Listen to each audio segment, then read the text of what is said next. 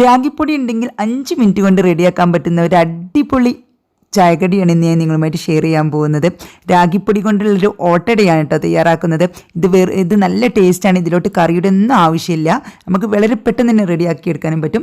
ഇത് റെഡിയാക്കി എടുക്കാൻ വേണ്ടിയിട്ട് ഞാനൊരു മിക്സിയുടെ ജാറിലോട്ട് 1 കപ്പ് രാഗിപ്പൊടി ചേർത്ത് കൊടുക്കുന്നുണ്ട്. 1 കപ്പ് രാഗിപ്പൊടി കൊണ്ട് 5 പേർക്കുള്ള അപ്പം റെഡിയാക്കാൻ പറ്റും. അതായത് 10 അപ്പം റെഡിയാക്കാൻ പറ്റും കേട്ടോ. രാഗിപ്പൊടി കഴിഞ്ഞാൽ പിന്നെ ഇതിലോട്ട് വേണ്ടത് പഴമാണ് കേട്ടോ. ചെറുപഴം ഏതും ഉപയോഗിക്കാം. മൈസൂർ പഴമോ പൂവമ്പഴോ അതുപോലെ റോബസ്റ്റ പഴം ആയാലും കുഴപ്പമില്ല. ഏതാണോ കയ്യിലുള്ളത് അതെടുത്താൽ മതി.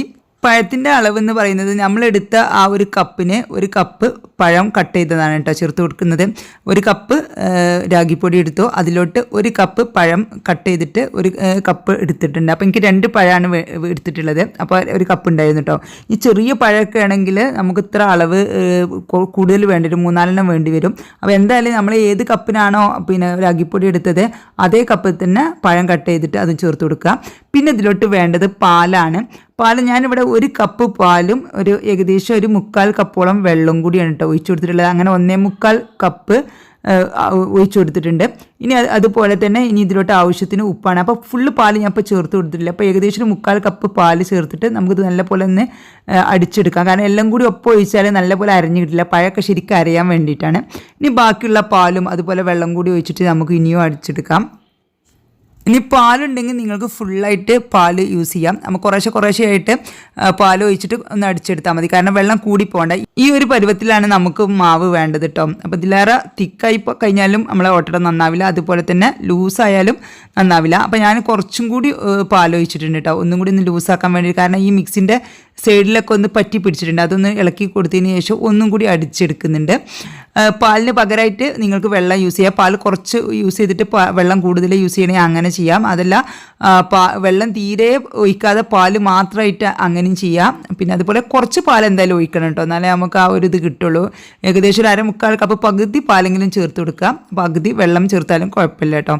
ഇനി നമുക്ക് ഇതിലോട്ട് കുറച്ച് ബേക്കിംഗ് സോഡ, അതായത് 1/4 ടീസ്പൂണോളം ബേക്കിംഗ് സോഡ ചേർത്ത് കൊടുക്കുന്നുണ്ട്. ഓപ്ഷണലാണ്. കുറച്ച് ടൈം വെക്കാനൊക്കെ ടൈം ഉണ്ടെങ്കിൽ 1 മണിക്കൂർ റെസ്റ്റ് ചെയ്യാനൊക്കെ ടൈം കിട്ടുകയാണെങ്കിൽ ബേക്കിംഗ് സോഡ ചേർക്കേണ്ട ആവശ്യമില്ല. അത് ഇപ്പോൾ തന്നെ ചുട്ടെടുക്കുന്നത് കൊണ്ടാണ് ഞാൻ ബേക്കിംഗ് സോഡ ചേർത്ത് കൊടുത്തിട്ടുള്ളത്. ബേക്കിംഗ് സോഡ ചേർത്ത് കൊടുത്തിട്ട് നല്ല പോലെ ഒന്ന് ജസ്റ്റ് മിക്സാക്കി കൊടുത്തതിന് ശേഷം നമുക്ക് ഇപ്പോൾ തന്നെ ചുട്ടെടുക്കാം. നല്ല ടേസ്റ്റാണ്. ഇതിൻ്റെ കൂടെ വേറെ കറിയുടെ ഒന്നും ആവശ്യമില്ല. ആ പഴത്തിൻ്റെ ടേസ്റ്റ് ഉള്ളത് കൊണ്ട് തന്നെ നല്ല ടേസ്റ്റാണ്. പിന്നെ നല്ല ഹെൽത്തിയാണ്. ഇതിൽ എണ്ണ ഒന്നും ചേർത്തിട്ടില്ല. പഴവും പാലും രാഗിപ്പൊടി മാത്രമാണ്. അതുപോലെ തന്നെ ഏത് പ്രായമുള്ള ആളുകൾക്കും അതുപോലെ തന്നെ കുട്ടികൾക്കും പിന്നെ രോഗികൾക്കൊക്കെ പറ്റുന്ന ഒരു ഫുഡാണ് കേട്ടോ. പ്രമേഹ രോഗികൾക്ക് വരെ കഴിക്കാം. നമ്മൾ കാരണം വേറെ ഒന്നും ചേർക്കുന്നില്ല, പഴമാണല്ലോ ചേർത്ത് കൊടുത്തിട്ടുള്ളത്, വേറെ ഒന്നും ചേർത്ത് കൊടുത്തിട്ടില്ല. അപ്പോൾ അതുകൊണ്ട് തന്നെ എല്ലാ രോഗികൾക്കും കഴിക്കാവുന്ന നല്ല ഒരു ഹെൽത്തി ഫുഡാണ്. പിന്നെ രാവിലെ ബ്രേക്ക്ഫാസ്റ്റ് നമുക്ക് വളരെ പെട്ടെന്ന് തന്നെ റെഡിയാക്കി എടുക്കാനും പറ്റും. കൂടുതൽ ടൈമൊന്നും ആവശ്യമില്ല. ജോലിക്ക് പോകുന്നവർക്കൊക്കെ പെട്ടെന്ന് തന്നെ ചുട്ടെടുത്തിട്ട് നമ്മുടെ ബ്രേക്ക്ഫാസ്റ്റിൻ്റെ ജോലികളൊക്കെ പെട്ടെന്ന് തീർക്കാൻ പറ്റും. ഇത് ചുട്ടെടുക്കാൻ വേണ്ടിയിട്ട് നമുക്ക് പ്രത്യേക പാനൊന്നും ആവശ്യമില്ല. നമുക്ക് വെള്ളപ്പച്ചട്ടിയിൽ ചുട്ടെടുക്കാം. അതുപോലെ തന്നെ ഇതുപോലുള്ള ഒരു പാനിൽ ചുട്ടെടുക്കാം. അതുപോലെ സാധാ സോസ് പാനിൽ ചുട്ടെടുക്കാം, ഫ്രൈ പാനിൽ ചുട്ടെടുക്കാം.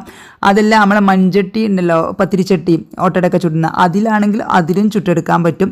ഏത് ചട്ടിയൊന്നുമില്ല. പിന്നെ അതുപോലെ നമ്മൾക്ക് പത്തിരി ചുടുന്ന പാൻ ഉണ്ടല്ലോ, അതിലും ചുട്ടെടുക്കാൻ പറ്റും. അതിലാകുമ്പോൾ 3-4 നമുക്ക് ഒരുമിച്ച് തന്നെ ചുട്ടെടുക്കാൻ പറ്റും. എങ്ങനെ വേണമെങ്കിലും നിങ്ങൾ ചുട്ടെടുക്കാം. പാൻ നല്ലപോലെ ചൂടായതിന് ശേഷം മീഡിയം ഫ്ലെയിമിലിട്ടിട്ട് മാവ് ഒഴിക്കുക. കുറച്ച് സമയം കഴിഞ്ഞിട്ട് ഇതുപോലെ അടച്ചു വെക്കുക. 2-3 മിനിറ്റിനുള്ളിൽ നല്ലൊരു സോഫ്റ്റ് ആയിട്ടുള്ള ഓട്ടട ഇവിടെ റെഡിയാവും. നല്ല ടേസ്റ്റിയാണ്. അപ്പോൾ എല്ലാവരും ട്രൈ ചെയ്ത് നോക്കിയിട്ട് ഫീഡ്ബാക്കൊക്കെ അറിയിക്കുക. ഇഷ്ടമായ ഫ്രണ്ട്സ് ആൻഡ് ഫാമിലിക്ക് വേണ്ടി ഷെയർ ചെയ്തെടുക്കുക. ചാനൽ ഇഷ്ടമാകുന്നുണ്ടെങ്കിൽ സബ്സ്ക്രൈബ് ചെയ്തിട്ട് സപ്പോർട്ടും ചെയ്യട്ടെ. അപ്പോൾ എല്ലാവർക്കും നന്ദി, നമസ്കാരം.